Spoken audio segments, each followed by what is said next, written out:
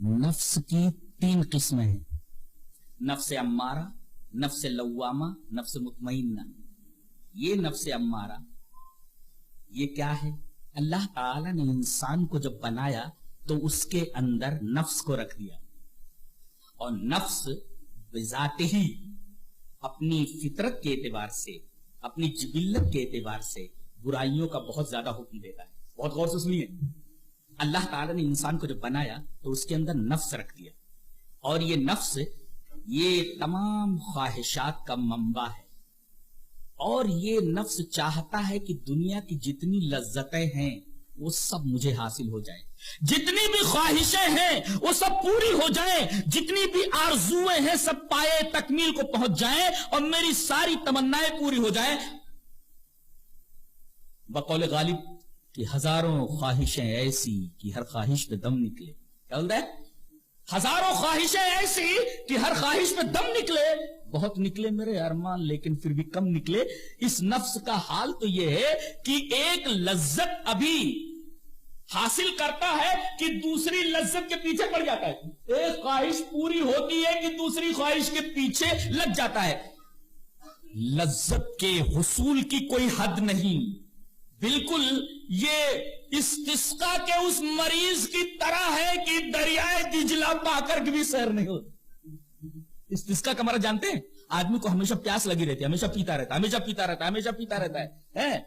सादी ने बहुत अच्छा कहा है, नदानी कि साहब नजर जेर जेर न गर्दच मुस्तस्की दजला शेर, के अगर आदमी को इस्तिस्का की बीमारी हो जाए तो दरियाए दिजला का पानी पूरा पिला दिया जाए तब भी उसकी प्यास नहीं बुझती। तो नफ्स लज्जतों का खूगर इस तरह है, नफ्स लज्जतों का आदी इस तरह है, उसे गुनाहों का इतना चाट लगा हुआ है कि दुनिया की तमाम लज्जतें हासिल करने के बाद भी इसको सैरी नहीं होती। वो इस्तिस्का के उस मरीज की तरह है जिसको दरियाए दिजला पिला दिया जाए तब भी उसको सैरी हासिल नहीं होती। ये बहुत खतरनाक है। इन्न नफ्स लअम्मारतुन बिस्सू। तो अब क्या किया जाए इन हजरत के साथ? इन हजरत के साथ क्या किया जाए? कुरान हकीम बोलता है कि एक तरीका है, इसको राम कर लिया जाए। राम माने कंट्रोल कर लिया जाए। अच्छा, कंट्रोल कैसे किया जाए? मुजाहदा करके, रियाजत करके। कौन सा मुजाहदा?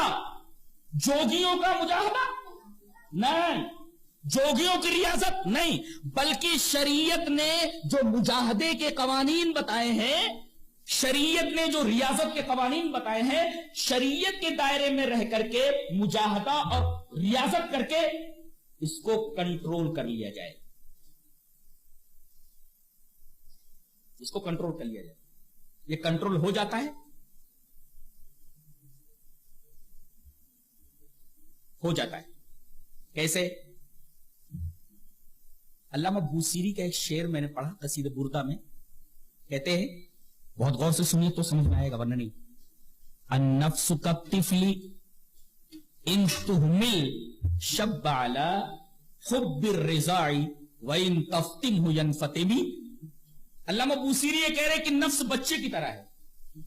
नफ्स बच्चे की तरह है, शीरखार बच्चे की तरह, दूध पीने वाले बच्चे की तरह, कि अगर शीरखार बच्चे का दूध न छुड़ाया जाए तो वो जवान होने के बाद भी उसे दूध का चस्का लगा रहेगा, वो दूध नहीं छोड़ेगा। लेकिन अगर उसको छोड़ा दिया जाए तो छोड़ देगा। जैसे एक शीरखार बच्चे को मां जब दूध छुड़ाना चाहती है तो वो जानती है कि मुझे भी तकलीफ होगी और इस बच्चे को भी तकलीफ होगी। ले बेटा बिस्किट खा ले। नहीं नहीं, मैं दूध ही पीऊंगा। अम्मा ये देख रही है कि ये कुछ खा नहीं रहा है और कुछ खा नहीं रहा है, इससे मां के दिल को तकलीफ पहुंचती है। वो कुछ खा नहीं रहा है तो उसको तकलीफ पहुंच रही है, लेकिन रफ्ता रफ्ता रोटी का, बिस्किट का, खाने का आदि बना करके दूध छोड़वा देती है, और जब छोड़ा देती है तो वो छोड़ देता है। बाद में उससे कहा जाए चल मां का दूध पी ले, पिएगा? नहीं पीता। ऐसे ही अन्नफ्सु कत्तिफली इन तुहमिल शब अला हुब्बिर रिज़ाई व इन तफ्तिमहु यनफतिमी, के नफ्स शीरखार बच्चे की तरह है।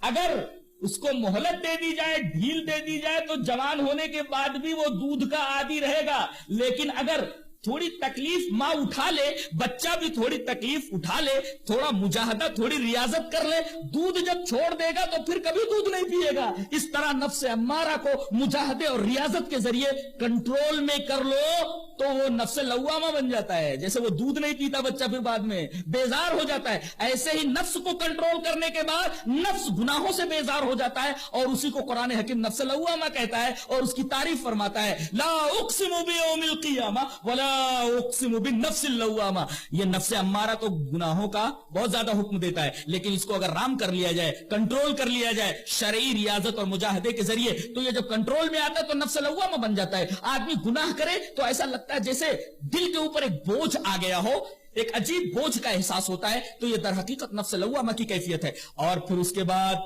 अगर आदमी को नेक कामों में लज्जत मिलने लगे, अल्लाह की तरफ से आई हुई तकलीफें जो आजमाइश के लिए उसमें लज्जतें मिलने लगे, तो नफ्स नफ्स मुतमइन्ना हो जाता है। जैसे या अय्यतुहन नफ्सुल मुतमइन्ना इरजी इला रब्बिकी राज़ियतम मर्ज़िया, राजी और मर्जी हो जाए नफ्स तो नफ्स मुतमइन हो जाता है। और नबी करीम सल्लल्लाहु अलैहि वसल्लम ने दुआ मांगी है कि अल्लाह मुझे ऐसा नफ्स दे दे जो मुतमइन हो, इसलिए कि नफ्स जब मुतमइन हो जाता है, नफ्स मुतमइन्ना, उसको फरिश्ते जान निकालते वक्त खुशखबरी देते हैं, अरे निकल जल्दी से अपने रब की तरफ चल और अल्लाह के बंदों में, अल्लाह के नेक बंदों के जुमरे में तो शामिल हो जा, जन्नत में दाखिल हो जा। तो नफ्स के 3 किस्में हुई, नफ्स अम्मारा, नफ्स लव्वामा, नफ्स मुतमइन्ना। नफ्स अम्मारा बेजाते ही बुराइयों का हुक्म देता है, मगर इसको शरई मुजाहिदे और रियाजत के जरिए कंट्रोल कर लिया जाए तो नफ्स लव्वामा बन जाता है। जैसे बच्चा दूध छोड़ने के बाद दोबारा दूध नहीं पीता, दूध से बेजार हो जाता है, ऐसे ही आदमी गुनाहों से बेजार हो जाता है। गुनाह कर ले तो दिल पर एक बोझ सा हो उसके रहता है, इसको नफ्स लव्वामा। और अगर उसको लज्जत आने लगे नेक काम करने पर तो यह नफ्स मुतमइन्ना। अच्छा, यहां एक फर्क बता दूं नेकी और बदी का, बुराई और भलाई का। बुराई करने से पहले मजा आता है और नेकी करने के बाद मजा आता है। नुक्ता है ये बुराई और नेकी। बुराई करने से पहले मजा आता है लेकिन नेकी करने के बाद मजा आता है। एक फर्क तो ये हुआ। दूसरा फर्क यह है कि बुराई का मजा आरजी होता है लेकिन भलाई का मजा देर पर होता है। और बुराई का अंजाम बुरा होता है, भलाई का अंजाम भला होता है।